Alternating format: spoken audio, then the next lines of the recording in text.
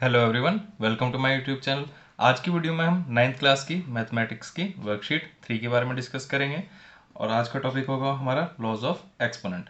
तो इससे पहले हम देख लेते हैं कि एक्सपोनेंट और पावर ये होते क्या हैं। अगर आपके पास कोई भी नंबर ऐसे लिखा है 2 और उसके ऊपर ये लिखा हुआ है 3, तो आप इसे किस तरीके से रीड करेंगे?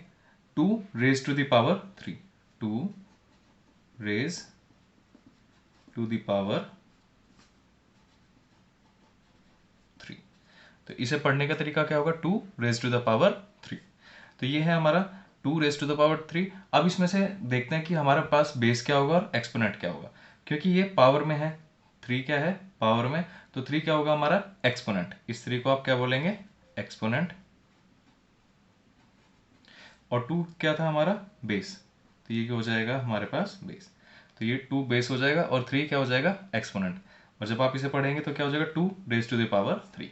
अब इसमें हमें कुछ रूल्स पढ़ने हैं कि जो हमने टॉपिक लिखा है लॉज ऑफ एक्सपोनेंट, इसके कुछ रूल्स होते हैं कि किस लॉज होते हैं। तो वो सारे लॉज डिस्कस करेंगे। तो सबसे पहला जो लॉ होता है वो है कि अगर आपके पास दो नंबर्स हैं ए की पावर m, कोई एक नंबर है ए की पावर m और मल्टीप्लाई हो रही है ए की पावर n से, मतलब दो ऐसे नंबर्स हैं जिनका बेस सेम है लेकिन पावर अलग अलग है और वो मल्टीप्लाई हो रहे हैं, तो हम क्या करेंगे? ए की बेस रखेंगे जो कॉमन बेस है और उनकी पावर्स को प्लस कर देंगे, m प्लस n हो जाएगा। अगर हम इसे एग्जाम्पल से देखें, एक एग्जाम्पल कि अगर आपके पास लिखा है 2 की पावर 3 मल्टीप्लाई 2 की पावर 5, 2 की पावर 3 मल्टीप्लाई 2 की पावर 5, तो ये क्या हो जाएगा? बेस सेम है, आपके पास पावर्स अलग अलग है, तो आप सिंप्लीफाई करेंगे तो क्या आ जाएगा? 2 की पावर 3 प्लस 5, तो ये कितना हो जाएगा? 2 की पावर 8। तो ये इस तरीके से क्वेश्चन पहला लॉ हो जाएगा कि अगर आपके पास बेस सेम है, मल्टीप्लाई हो रहे हैं, तो पावर्स ऐड हो जाएंगी। नेक्स्ट, आपके पास बेस सेम है, ए की पावर m ए की पावर n सेम, और ये डिवाइड हो रहे हैं। तो जब मल्टीप्लाई था पावर प्लस हुई थी, तो डिवाइड में क्या हो जाएगा? पावर माइनस हो जाएगी। इसे भी अगर हम एक एग्जांपल लिखें तो ये क्या हो जाएगा? सेम एग्जांपल ले लेते हैं हम, 2 की पावर 5 डिवाइडेड बाय 2 की power 3 is equals to, divide हो रहा है, बेस सेम है, तो पावर क्या हो जाएगी? माइनस। तो ये 5 माइनस 3, तो 5 माइनस 3 कितना हो जाएगा? 2 की पावर 2। आप इसे 2 की पावर 3 डिवाइडेड बाय 2 की पावर 5 लिखा हो तब भी कर सकते हैं। तब क्या हो जाएगा? 3 माइनस 5, 3 पहले लिखा होगा तो क्या हो जाएगा? अगर ये ऐसे लिखा है 2 की पावर 3 डिवाइडेड बाय 2 की पावर 5, तो ये क्या हो जाएगा? 2 की पावर 3 माइनस 5, तो ये कितना आ जाएगा? 2 की पावर माइनस 2। जो पावर पहले लिखी होगी उसी के अकॉर्डिंग हम करेंगे, उसी से आपको प्लस या माइनस करना है। नेक्स्ट लॉ देखते हैं। नेक्स्ट में क्या है कि अगर आपके पास एक बेस दिया हुआ है ए की पावर m और इसकी भी पावर n, एक पहले से दिया हुआ कि ए की पावर m और उसकी भी एक और पावर दी हुई है n, तो क्या होगा कि दोनों पावर्स आपस में मल्टीप्लाई हो जाएगी, m इंटू n। इसका भी हम एग्जाम्पल देखते हैं। तो इसमें क्या हो जाएगा? 2 की पावर 3 और एक और होल पावर दी हुई है 5, तो आप इसे कैसे लिख सकते हैं? 2 की पावर 3 इंटू 5, तो कितना हो जाएगा? 2 की पावर 15, 2 की पावर 15। नेक्स्ट, जब आपके पास अब डिवाइड में हो, फोर्थ लॉ क्या आता है कि अगर आपके पास a है और आपके पास यहाँ पे b दिया हुआ है और इन दोनों की पावर m है, तो आप क्या कर सकते हैं? a की पावर m अलग लिख सकते हैं और b की पावर m अलग। आपको याद रखें, कोई फ्रैक्शन है उसकी एक पावर दी हुई है तो वो पावर हम दोनों के साथ अलग अलग स्प्लिट कर सकते हैं। एग्जाम्पल, 2/3 की पावर 3 दी हुई है, तो आप इसे क्या लिख सकते हैं? 2 की पावर 3 अपॉन में 3 की पावर 3, तो 2 की पावर 3 कितना हो जाएगा? मतलब 2 मल्टीप्लाई 2 मल्टीप्लाई 2 और नीचे क्या आ जाएगा? 3 मल्टीप्लाई 3 मल्टीप्लाई 3, तो ऊपर कितना हो जाएगा? 8 और नीचे कितना आ जाएगा? 27, तो कितना आ जाएगा? 8 अपॉन में 27। नेक्स्ट लॉ देखते हैं। नेक्स्ट में हमें बताया है कि अगर आपके पास बेस अलग है, ए की पावर m मल्टीप्लाई b की पावर m, बेस अलग है, पावर एक है। हमने पहले पढ़ा था कि बेस एक है, पावर अलग है, लेकिन अब फिफ्थ लॉ कहता है कि अगर आपके पास बेस सेम है और पावर बेस अलग है और पावर सेम है, तो आप इसे क्या लिख सकते हैं? a इंटू बी की पावर m। आप बेस को मल्टीप्लाई करके सिर्फ a की पावर लगा सकते हैं। इसका भी अगर आप एग्जांपल में देखें कि 2 की पावर 3 मल्टीप्लाई 3 की पावर 3, दोनों के बेस सेम अलग अलग है, डिफरेंट है और पावर्स सेम है, तो आप इसे कैसे लिख सकते हैं? 2 इंटू 3 की पावर 3। तो ये कितना हो जाएगा 3 इंटू 2 6, तो ये हो जाएगा 6 की पावर 3। और 6 रेज टू पावर 3 कितना होता है 6 इंटू 6 इंटू 6, तो ये कितना आ जाएगा आपके पास 216। जब आप 6 का क्यूब फाइंड करेंगे तो कितना होगा 216। तो अब ये सारे 5 लॉज के बाद हमें इनके साथ साथ कुछ क्वेश्चंस दिए हुए थे करने के लिए। तो पहला जो एग्जांपल दिया था हमें फर्स्ट लॉ के साथ का, तो वो हमें दिया था 5 की पावर 3 मल्टीप्लाई 5 की पावर 2। तो अब आप देख सकते हैं, आपने पढ़ा कि बेस सेम है पावर डिफरेंट, तो क्या हो जाएगा पावर्स ऐड हो जाएंगे। तो ये कितना हो जाएगा 5 की पावर 3 प्लस 2, तो ये किसका उसके बोला होगा 5 की पावर 5। सेकंड जो हमें दिया हुआ था सेकंड लॉ से क्वेश्चन 23 की power 3, 23 raise to power 3 divided by 23 raise to power 2। अब आपने देखा कि बेस सेम है, डिवाइड हो रहा है, तो पावर्स क्या हो जाएंगी सेकंड लॉ के अकॉर्डिंग माइनस, तो ये क्या हो जाएगा 23 की पावर 3 माइनस 2, तो ये कितना हो जाएगा 23 की पावर 1, और किसके इक्वल होगा 23 के। नेक्स्ट थर्ड लॉ से जो हमें क्वेश्चन दिया हुआ था वो था 5 की पावर 2 और होल पावर 3। तो थर्ड लॉ हमने क्या पढ़ा था कि अगर पावर्स इस तरीके से दिए तो वो पावर्स मल्टीप्लाई, पावर की पावर दी है तो वो मल्टीप्लाई हो जाएगा। तो ये क्या हो जाएगा 5 की पावर 2 मल्टीप्लाई 3, तो ये किसका हो जाएगा 5 की पावर 6। नेक्स्ट फोर्थ लॉ से जो हमें क्वेश्चन दिया हुआ था वो था 2/3 की पावर 4।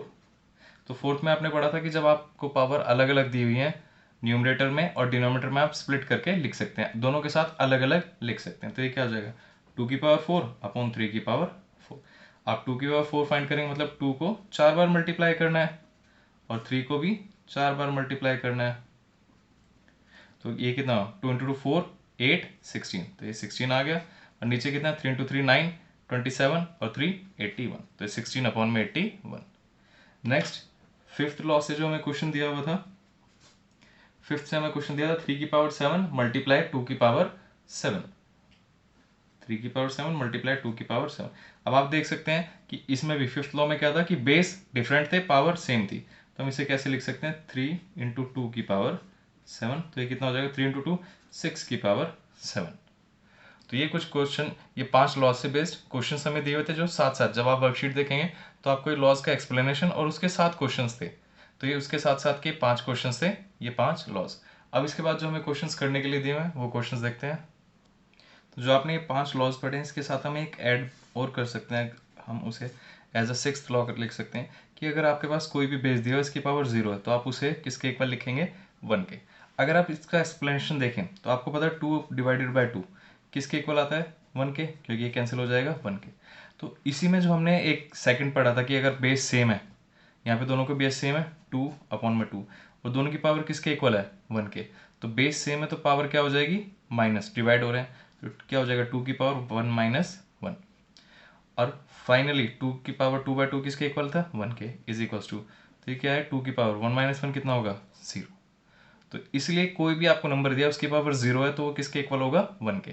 तो ये आपने इसका एक्सप्लेनेशन भी देख लिया कि हमने क्वेश्चन को सॉल्व किस तरीके से करा कि किसी भी नंबर की पावर, अब यहाँ पे आप 3 लिखो 4 5 6 7 कुछ भी लिखेंगे तो 6 बाय, अगर आप 6 लिखते हैं तो वो भी क्या होगा 6/6, तो 1 के इक्वल आ जाएगा। और यहाँ से 6 की पावर 0 किसके इक्वल हो जाएगी फिर 1 के। तो कोई भी बेस दिया होगा अगर उसकी पावर 0 है तो वो किसके इक्वल आएगा 1 के। तो इसे आप एज अ सिक्स्थ लॉ अपनी कॉपी में लिख लेंगे। इसके बाद एक जो अभी हमने क्वेश्चन करा था ये था कि 2 की पावर -2 आया।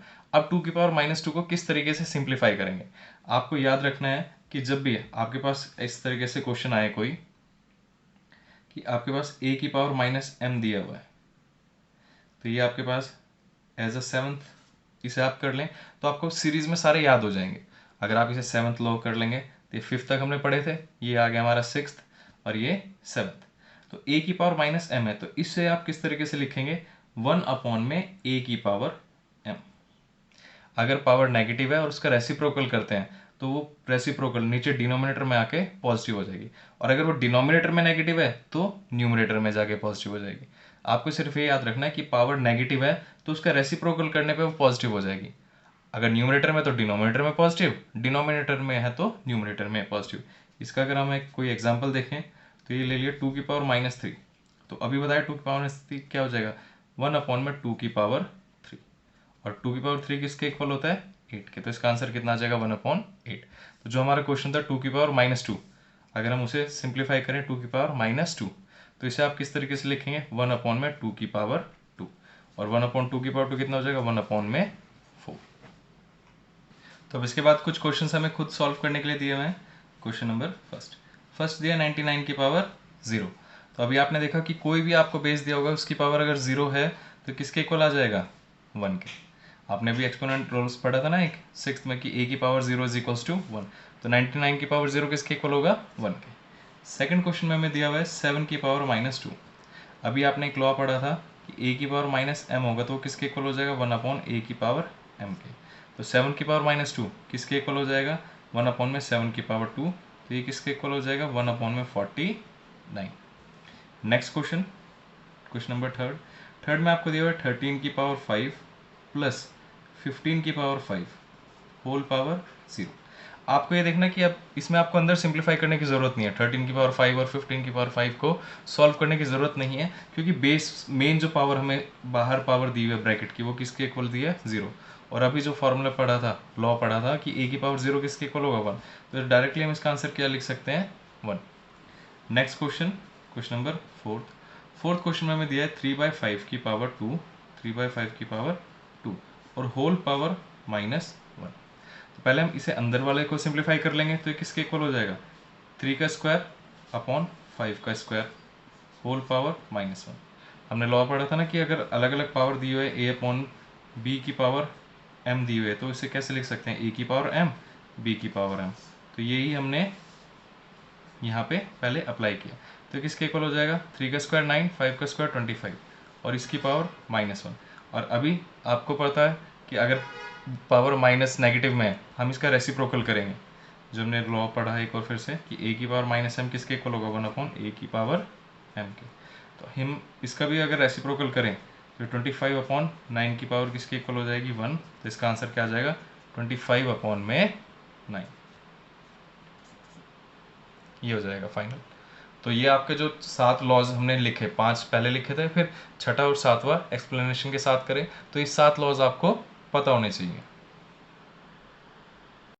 वीडियो को लाइक करें, शेयर करें और चैनल को सब्सक्राइब करना ना भूलें। रेगुलर अपडेट्स के लिए आप बेल आइकन को भी प्रेस कर लें। Thank you.